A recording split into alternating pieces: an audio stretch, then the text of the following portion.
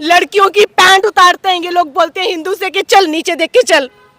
क्यों क्यों? अगर मैंने शिव का टैटू बना लिया तो मेरे साथ इतना बड़ा व्यवहार हुआ। शिव का टैटू बनवाने से आपको इतना बड़ा वो कर दिया गया, जो इतना आपके मौलाना ऊपर ने बोला कि एक शिया छुपा हुआ है जो अपनी जान तुझे नहीं पता है कितने बड़े बड़े लोग नहीं रहे। तो मैं भी उस कट्टरवादी से कहना चाहूंगी, मुल्ले से, कि सुन रईस, तू सुन रईस मौलाना, जो तू मौलाना अपना नाड़ा पजामे का खोल के चढ़ता है ना, जामिया वाले फैसल खान जो है ना, वो जो तुम बोल रहे हो कि मेरी आवाज़ को दबाओगे और मेरी पैंट उतार के जो तुमने मेरे साथ जो किया दुष्कर्म जो भी किया तुमने, तो मौलाना सुन, मैं तुझसे एक बात बोलना चाहती हूँ कि बेटा मैं भी शिव की भक्त हूँ, बहुत बड़ी महाकाल की भक्त हूँ मैं, और बाल नहीं धोए मैंने अभी तक अपने, ठीक है?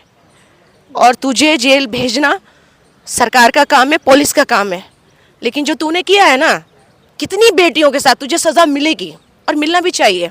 जी, आपने कौन से पुलिस स्टेशन में इसकी रिपोर्ट एफआईआर कराई? एक्चुअली मैंने कुछ कंप्लेंट्स की हैं ऑनलाइन, अच्छा, जिसमें मैंने मस्जिद के मौलानाओं को और सबको नंगा कर चुकी हूँ, और मैंने ये बात योगी आदित्यनाथ सर सीएम को चिट्ठी भी लिखी है, उसका सबूत मेरे पास है।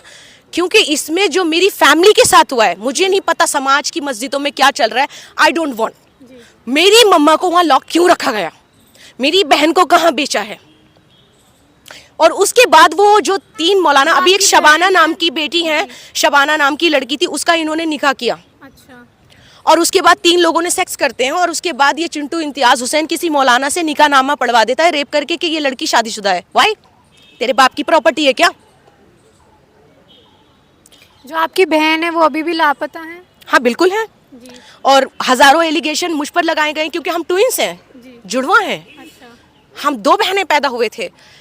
और उसके बाद जो मेरे मिक्की मम्मा के 4 दोस्त थे, बड़ी बेरहमी से इन्होंने इनकी गले काट कर उनको दफना दिया ज़मीन, और वो जो कब्रिस्तान है ना, न जाने कितनी बच्चियों का रेप करके वहाँ दफना दिया जाता है। कहाँ पे है ये कब्रिस्तान? ये है चमरौआ दबका में। और मस्जिदें जितनी भी बनी हुई हैं, ये जो अवैध कब्जे और जितने भी हिंदुओं के कत्ल हुए हैं, 1992 की बात है ये, 1986 में मेरे नाना का कत्ल हुआ। और मैं उन हिंदू भाइयों से कहना चाहूँगी कि ये जो राम मंदिर बना है ना, उसमें मेरे मामा का भी खून बहा है। अच्छा, मिक्की महबूब अली को एक मैं मिसाल, लोग बोलेंगे कि वो इंसान 20 साल की उम्र थी उनकी, बड़ी बेरहमी से उनका 17-18 लोगों ने मिलकर ग्राउंड्स बना के हड्डियां तक तोड़ दी, और शाम के 4 बजे तक उनको इस तरीके से जैसे छत्रपति शिवाजी का मांस निकाला था ना, वैसे ही मेरे मामा को काट दिया गया। क्यों? मेरे आंसू सूख गए, तो मेरे आंसू सूख गए, मेरे अंदर आंसू नहीं बचे अब। सिर्फ प्रॉपर्टी के चलते आपके पूरे खानदान को मार दिया गया? सिर्फ प्रॉपर्टी की बात थी, हाँ बिल्कुल, जी। लेकिन उसमें से कुछ ज़मीन मेरे मामा मंदिर के लिए देना चाहते थे कि गांव में मंदिर नहीं था, और जो जो जो छोटे छोटे हिंदू भाई थे ना, तो वो बहुत प्रेम करते थे आपस में, और उस गांव में आज भी मिक्की मम्मा को सब याद करते हैं। किसी की बहन बेटी अगर बाहर खड़ी होती थी तो मेरे मामा बोलते थे आप अंदर जाओ, और उनके लिए पैसे भी देते थे। उनके पास उस टाइम में 1992 में राजदूत गाड़ी थी। मेरे मम्मा की कब्र पे गोलियां चलाते हैं ये लोग, क्यों? उस गांव में कोई मीडिया नहीं है, पूरे गांव की बच्चियों के साथ रेप किसी की भी वीडियो बनाते हैं और उसके बाप को भेज देते हैं। ये चिंटू इम्तियाज हुसैन समाजवादी पार्टी का दलाल है, समाजवादी पार्टी ने इसको पाला था, आजम खान ने। ये जितने भी मौलाना हैं, जो ये मेरा मामा का, जो मेरा ताऊ है ना, ताऊ का बेटा लतीफ़ मौलाना, ये मस्जिद का एक इमाम है, ये भी कुरान वुरान पढ़ाता है। मुझे उससे कोई दिक्कत नहीं है, लेकिन 1992 में जो मेरे मामा का, मेरे नाना नानी का, और जो मेरी मम्मा, मेरी माँ के साथ बलात्कार किया था तीसरे दिन से बंद करके, आज भी उनकी वजाइना में कितनी प्रॉब्लम है, ये बात मैं बोल सकती हूँ। माय मॉम, मैंने उनको 1 साल पहले इन दरिंदों से खींच के निकाला तो इन्होंने मुझे पुलिस स्टेशन बोल के पिटवाया। मैंने योगी आदित्यनाथ की टी-शर्ट पहनी और मैंने अपनी आवाज उठाई। मुझे 5 दिन लाश घर में रखा गया, वहाँ मेरे साथ गलत हुआ, नहीं कहा मैंने। कब तक चुप बैठूं मैं?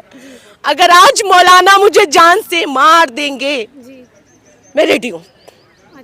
लगाओ फतवा, लगाओ लगाओ कटो जहां तक लगा सकते हो तुम फतवा। जो आपने एफआईआर कराई उस पे आप क्या कहना चाहेंगे कि पुलिस वालों ने आपकी सहायता करी?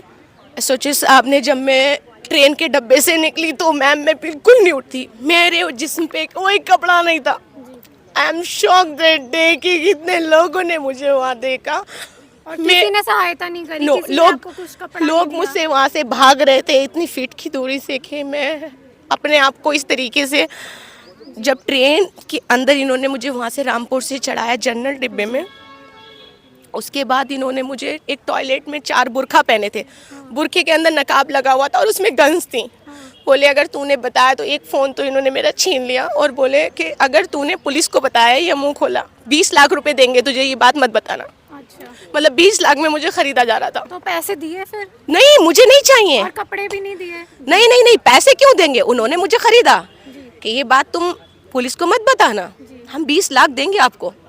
मैंने कहा मैं इस हिंदुस्तान की बेटी हूँ, मैं भी एक शेरनी हूँ, कट्टरवादी हूँ, मैं किसी के बाप से नहीं डरती। अगर मैं शिव को मानती हूँ और मैंने अगर हिंदू धर्म अपनाया है ना, आई एम प्राउड कि काश पहले जाग गई होती मैं। तो आपकी अभी सुनवाई जो चल रही है वो किस हिसाब से चल रही है? ये बताना एक्चुअली चाहेंगे? मैं जब मुझे ये बात नहीं पता थी, क्योंकि जिस तरीके से मुझे बेल्टों से मारा गया था उस रात, शायद मैं अभी भी आंख बंद करती हूँ तो मैं उछल रही हूँ, क्योंकि मुझे वो बेल्ट महसूस हो रही है बिग नंगी बॉडी पे। हाँ, बेल्ट से मारिए और उसके बाद एक लड़की का क्या हाल होगा आप समझ सकती हैं मैडम। जी बिल्कुल समझ सकती हूँ। और मेरे अंदर तो इतना दम भी नहीं है, शायद मैं सिर्फ अपनी मॉम की वजह से आज भी खड़ी हूँ, क्योंकि मेरा ये चेहरा नहीं है, मेरे अंदर वो दर्द है जो 1992 से चला आ रहा है, मेरी फैमिली ने खून बहाया।